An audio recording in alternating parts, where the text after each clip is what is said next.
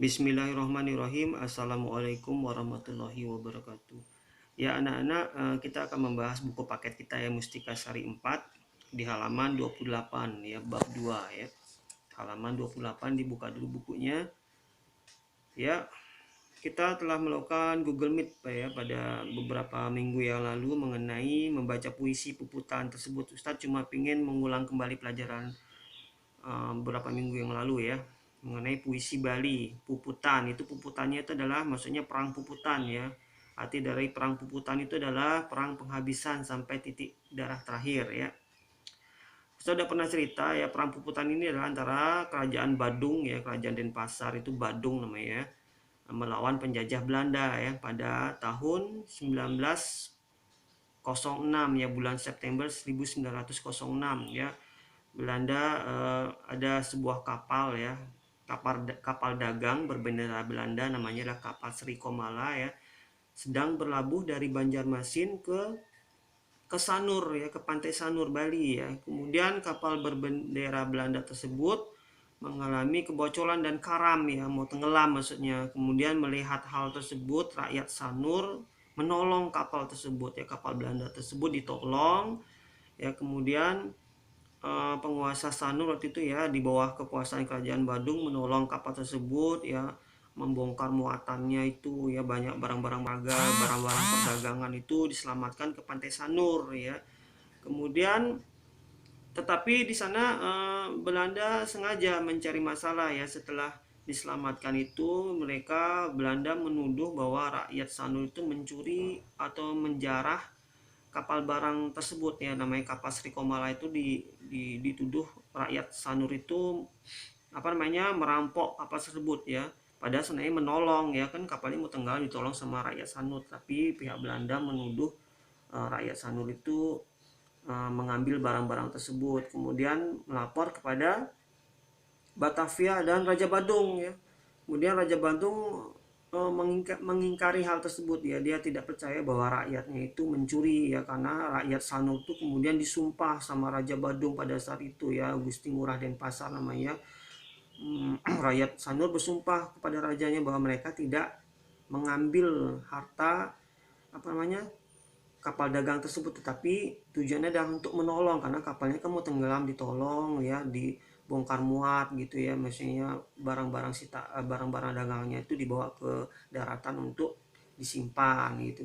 Tetapi Belanda menuduh untuk mencuri. Nah, dalam tuduhan tersebutlah sebagai alasan untuk memerangi kerajaan Badung. Sebenarnya Belanda ingin menguasai wilayah Bali ya, karena pada saat itu tahun 1906 itu Bali belum dijajah sama Belanda ya.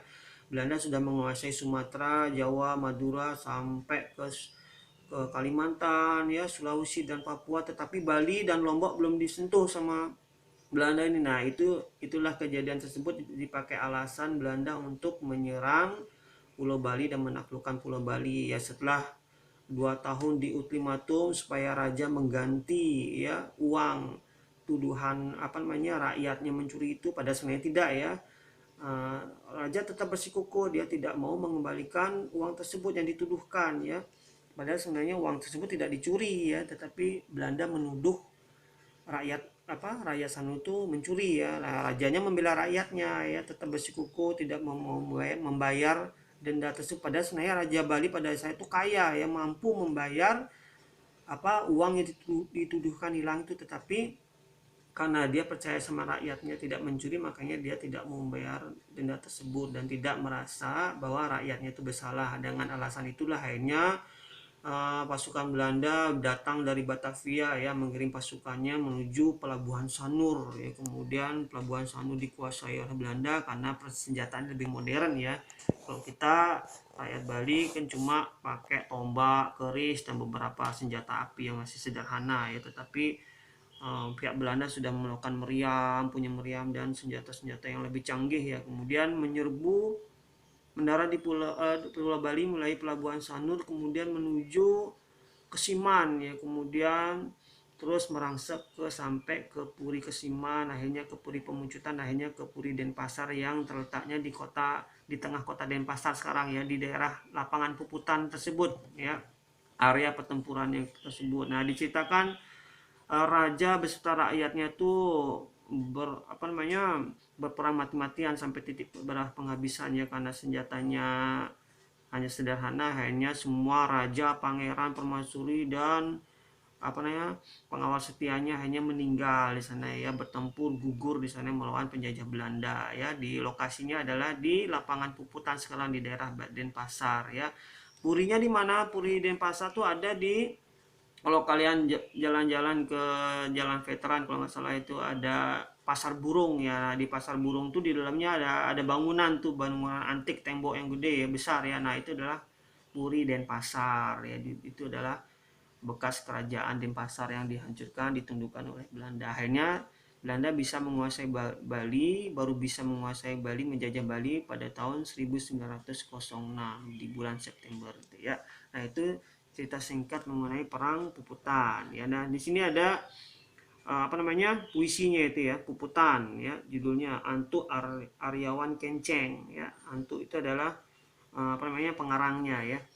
Luh muani cerik kelih ya, laki perempuan besar dan kecil, makamben makancut mau udang putih, berpakaian Bali ya, pakai udang putih, bersenjatakan keris, tumbak, pusaka luih ya, bersenjatakan keris, tombak dan pusaka yang lainnya, ngotohan getih, bakti sutindih ya, mengeluarkan darah ya, berbakti pada negaranya, nindihin Gumi Bali ini yang membela Gumi Bali saking wong corah penjajah ya, dari orang jahat ya, penjajah maksudnya adalah Belanda ya. Kemudian Satria Sejati, kesatria sejati ya. Kemudian membela pati, membela kebenaran ya, diastun ngemasin mati walaupun harus meninggal ya, mati titik darah penghabisan ya. Nah, seperti itu arti dari puisi tersebut, Puputan ini ya. Ya. Kemudian yang di bawahnya ya, Nyawis Pitaken. Di situ ada pertanyaan nomor 1 sampai dengan nomor 5, sepertinya udah kita kerjakan waktu itu ya. Ustaz cuma mengulang lagi ya. Napi Murdan Puisi Badur, apa nama puisi di atas adalah, puisinya apa judulnya? Puputan ya. Kemudian nomor 2, Puputan wawit saking kruna puput. Artinya adalah nomor 2 itu adalah penghabisan ya, atau selesai ya. Puput itu artinya penghabisan atau selesai. Kemudian nomor 3, napi senjata aneki perang Sanedumun. Apa senjatanya yang mereka rakyat Bali lakukan? Yang dikeluarkan dari senjatanya adalah keris dan tombak ya. Kemudian 4, anake sede ring payudan, orang yang mati dalam peperangan namanya adalah kesatria sujati ya. Nomor 4, kesatria sujati jawabannya. Kemudian nomor 5, sire sane kelawan masyat duk penjajahan. Siapa yang dilawan sama rakyat Bali pada perang Puputan tersebut adalah Belanda ya. Itu kita mengulang pelajaran yang kemarin ya. Kemudian di halaman 29 itu ada tungkalikan krune ya. Nomor 1, luh artinya adalah perempuan ya, lawan katanya perempuan apa? Laki-laki. Laki-laki bahasa Balinya adalah muani. Ya, kemudian tua itu tua ya, lawan katanya muda, bajang ya, bajang itu artinya muda. Kemudian cerik itu kecil, lawan katanya kelih itu besar. Kemudian jegek itu cantik, lawan katanya adalah jelek itu bahasa Balinya bocok atau jeli bisa juga ya, bocok aja ya. Kemudian nomor 5, duap itu pintar ya, lawan katanya kan bodoh ya, belok artinya belok. Nah ini bahasa Indonesianya apa? Perempuan laki ya, perempuan laki. Kemudian tua muda,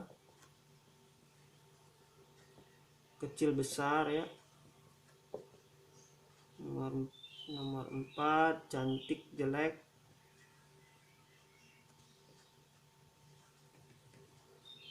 Kemudian terakhir pintar bodoh. Itu lawan katanya. Kemudian di bawahnya luhrai anak duop ya, duop irakum. Ini lawan katanya. Lawan katanya bodoh tadi apa? Blok ya, nomor 1 jawabannya. Kemudian nomor 2, depang tiang dini ya, dini itu artinya di sini ya, beligen malu. Kemudian lawan katanya di sini apa? Di situ kan. Nah jawabannya adalah ditu ya Ustaz. Di sini ya, jawaban nomor 1 adalah belok. Kemudian nomor 2, ditu tadi ya, di sana. Kemudian nomor 3, motor ini jelek ya, motor kamu jelek ya. Motor kakaknya baru luwung ya, lawan katanya jelek adalah luwung. Luwung itu adalah bagus. Nomor 4, memen tiangi bocok ya, ibu saya jelek ya. Mbok tiangi kakak saya baru cantik ya. Jelek itu lawan katanya kan cantik. Cantik bahasa Balinya adalah jegek. Nomor 5, murid-muridnya melaip, anak-anaknya berlari. Nganginan itu ke timur ya. Ya, jadi ngauhan ke barat. Lawan katanya ngauhan ke barat. Nah, itu ya jawaban nomor 1 sampai dengan nomor 5. Kemudian terakhir yang halaman 29 yang 1 sampai 8. Ini kita kerjakan aja ya. Nomor 1, bok ubani mewarna. Bok uban itu adalah rambut ubannya berwarna apa? 1 jawabannya adalah putih ya. Uban itu putih maksudnya, warnanya yang orang tua biasanya rambutnya beruban warnanya putih.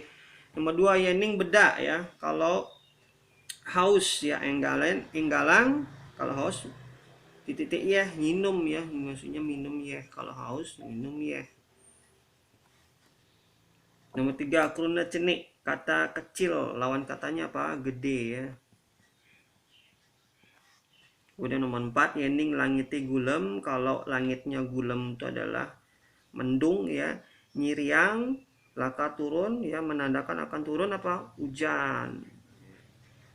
Nomor 5, imeme nyampat di lebuha nganggon sampat ya, ibu menyapu di halaman memakai sapu apa? Sapu lidi maksudnya ya. Kemudian nomor 6, ane dadi orahang bongol ya, yang boleh dibilang bongol itu adalah orang yang anak sane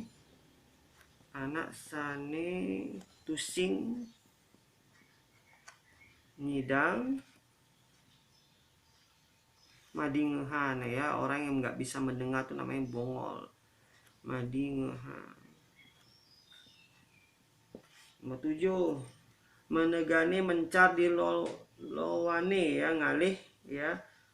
Nelayan itu mencar ya, mencari apa di laut ya, mencari ikan bahasa Balinya adalah B. Nomor 8 terakhir, ipeka enu ngelah bebek tuah ya, kakek masih mempunyai bebek pasang maksudnya ya, sepasang maksudnya. Nah, itu aja pelajaran pekan ini ya, karena waktunya sangat terbatas, dari halaman 28 sampai 29 ya. Yang ini kalian kerjakan, langsung aja dicatat di bukunya ya. Nah, itu aja pelajaran untuk pekan ini ya. Kita akan lanjutkan di pelajaran-pelajaran berikutnya di pekan depan ya, di halaman 30 dan lain-lainnya. Jadi ini nanti kalian catat aja ya, nggak usah difoto, nggak usah dikirim ke nomornya Ustadz, ini cuma untuk latihan kalian di rumah saja ya. Ustadz ucapin terima kasih. Wassalamualaikum warahmatullahi wabarakatuh.